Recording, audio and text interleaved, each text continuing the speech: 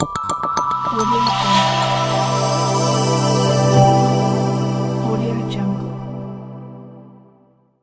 ವಿಶೇಷ ಚೇತನರ ವಾರ್ತೆಗೆ ಸ್ವಾಗತ. ಸ್ನೇಹಿತರೆ, ಕೇಂದ್ರ ಸರ್ಕಾರದಿಂದ ಒಂದು ಭರ್ಜರಿ ಗುಡ್ ನ್ಯೂಸ್ ಕಾರ್ಮಿಕರಿಗಾಗಿ ಬರ್ತಾ ಇದೆ. ಆ ಸುದ್ದಿನ ನಿಮಗೆ ತಿಳಿಸ್ತಾ ಹೋಗ್ತೀನಿ. ದಯವಿಟ್ಟು ನಮ್ಮ ಚಾನಲ್ ಹೊಸದಾಗಿ ನೋಡ್ತಾ ಇರೋರು ಚಾನಲ್ ಸಬ್ಸ್ಕ್ರೈಬ್ ಆಗಿಲ್ಲ ಅಂದರೆ ಈಗಲೇ ಚಾನಲ್ ಸಬ್ಸ್ಕ್ರೈಬ್ ಮಾಡಿಕೊಂಡು ಈ ವಿಡಿಯೋಗೆ ಲೈಕ್ ಕೊಡಿ. ಪ್ರತಿದಿನ ವಿಶೇಷ ಚೇತನರ ವಾರ್ತೆಯನ್ನು ತಪ್ಪದೆ ವೀಕ್ಷಿಸಿ. ದೇಶದಲ್ಲಿ ಕೇಂದ್ರ ಸರ್ಕಾರವು ಜನರ ಅಭಿವೃದ್ಧಿಗಾಗಿ ಅನೇಕ ಕಲ್ಯಾಣ ಯೋಜನೆಗಳನ್ನು ಜಾರಿಗೆ ತರುತ್ತಿದೆ. ಈ ಕ್ರಮದಲ್ಲಿ ಬಡವರಿಂದ ಹಿಡಿದು ಚಿಕ್ಕ ಮಕ್ಕಳು, ಮಹಿಳೆಯರು ಮತ್ತು ವೃದ್ಧರಿಗೆ ಅನೇಕ ಯೋಜನೆಗಳನ್ನು ಪ್ರಾರಂಭಿಸಲಾಗ್ತಾ ಇದೆ. ರೈತರಿಂದ ಉದ್ಯೋಗಿಗಳಿಗೆ ಜೀವನ ಪರ್ಯಂತ ಸುರಕ್ಷಿತವಾಗಿರುವ ಅನೇಕ ಯೋಜನೆಗಳನ್ನು ಈಗಾಗಲೇ ಲಭ್ಯವಾಗುವಂತೆ ಮಾಡಲಾಗಿದೆ.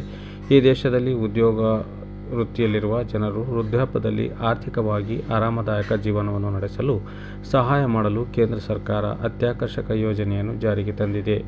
ಸಾಮಾನ್ಯವಾಗಿ ಪ್ರತಿಯೊಂದು ವ್ಯಕ್ತಿಯು ಉದ್ಯೋಗ ನಿವೃತ್ತಿಯನ್ನು ಹೊಂದಿರುತ್ತಾನೆ. ಆ ಸಮಯದಲ್ಲಿ ಗಳಿಸಿದ ಸ್ವಲ್ಪ ಹಣವನ್ನು ಆರೋಗ್ಯ ಮತ್ತು ಇತರ ವೆಚ್ಚಗಳಿಗೆ ಯಾವುದೇ ತೊಂದರೆ ಇಲ್ಲದೆ ಉಳಿಸಬೇಕೆಂದು ಅನೇಕ ಜನರು ಭಾವಿಸುತ್ತಾರೆ. ಅದಕ್ಕಾಗಿ ಅವರು ಸರ್ಕಾರ ನಡೆಸುವ ಯಾವುದೇ ಯೋಜನೆಗಳಲ್ಲಿ ಹೂಡಿಕೆ ಮಾಡಲು ನೋಡುತ್ತಿದ್ದಾರೆ.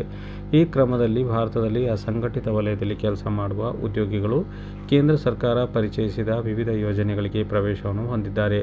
ಆದಾಗ್ಯೂ ಅಸಂಘಟಿತ ವಲಯದ ಜನರಿಗೆ, ವಿಶೇಷವಾಗಿ ಸಣ್ಣ ವ್ಯಾಪಾರಿಗಳು ಮತ್ತು ಕಾರ್ಮಿಕರಿಗೆ ಈ ಹೂಡಿಕೆ ಯೋಜನೆಗಳ ಬಗ್ಗೆ ಹೆಚ್ಚಿನ ಅರಿವೇ ಇರುವುದಿಲ್ಲ.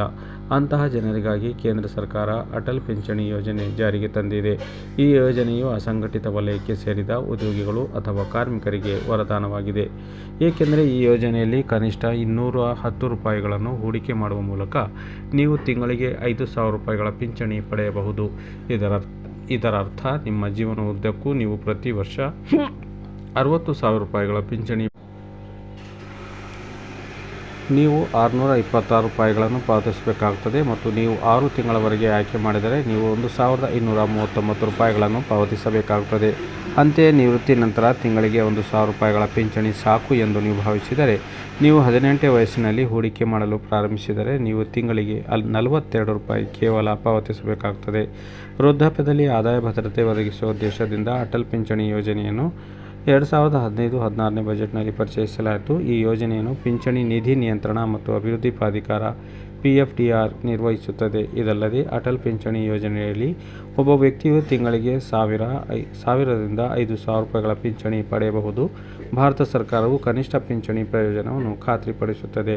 ಈ ಯೋಜನೆಯಡಿಯಲ್ಲಿ 1,000, 2,000, 3,000, 4,000 ಮತ್ತು 5,000 ರೂಪಾಯಿಗಳ ಪಿಂಚಣಿ ಲಭ್ಯಗಳಿವೆ.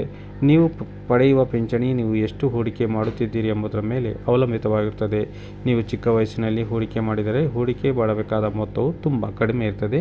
ನೀವು ವಯಸ್ಸಾದಂತೆ ಪಾವತಿಸಬೇಕಾದ ಮೊತ್ತವು ಕೂಡ ಹೆಚ್ಚಾಗ್ತಾ ಹೋಗ್ತದೆ.